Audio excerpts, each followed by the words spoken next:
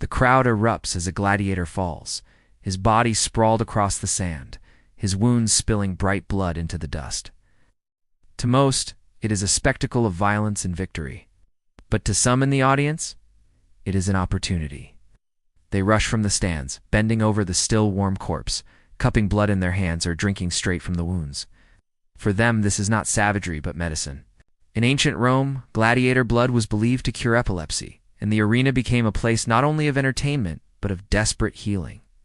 Epilepsy, a condition marked by sudden seizures, was poorly understood in antiquity.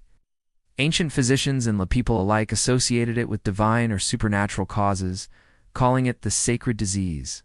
Treatments ranged from prayers and charms to bizarre concoctions of herbs, metals, and even human remains.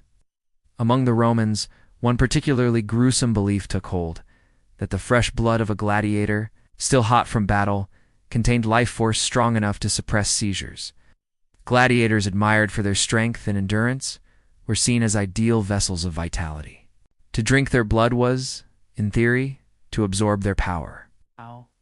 The practice was not a marginal superstition. Accounts from Roman writers, including Pliny the Elder, describe it as a known custom. Gladiatorial games, already soaked in death, became hunting grounds for remedies.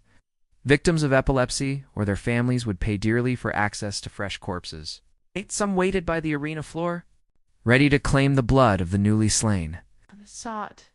Gladiator livers, roasted and eaten warm as another form of supposed cure. In both cases, medicine and brutality intertwined, turning death into commodity. Why blood?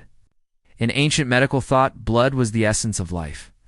To ingest it was to ingest vitality itself. The Romans were hardly unique in this. Belief cultures across history have experimented with blood as medicine. But Rome's gladiatorial spectacles provided a ready, theatrical supply of it. Each fight offered not just entertainment but the potential for what was thought to be miraculous healing.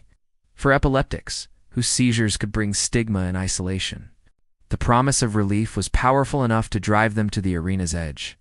The reality, of course, was grim. Drinking blood did nothing to cure epilepsy, though it may have transmitted disease or caused other harm. Gladiator corpses became objects of morbid commerce, where humanity stripped away as their bodies were harvested for supposed cures. The ritual speaks less to medical effectiveness than to the desperation of people suffering from an incurable condition. In a world with little understanding of neurology, blood seemed as plausible as any other remedy. This practice also reveals the deep entanglement of violence, medicine, and spectacle in Roman society. The games were already criticized by some contemporaries as excessive, brutal, and dehumanizing. The addition of blood drinking only amplified their grotesque character. Yet to many Romans, it made perfect sense. The strongest men died in the arena, and their power was too precious to waste. Even death could be repurposed, consumed in the hope of preserving life. Over time, as gladiatorial combat waned and medical theories evolved, the ritual faded. Later, physicians like Galen sought more naturalistic explanations for epilepsy, moving away from magical or ritualistic cures. But the association of blood with vitality lingered long after, resurfacing in later European traditions of corpse medicine and blood tonics.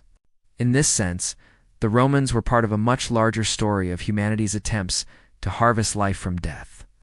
Today, the idea of spectators drinking blood from a fallen gladiator's body shocks us, embodying the darkest extremes of superstition.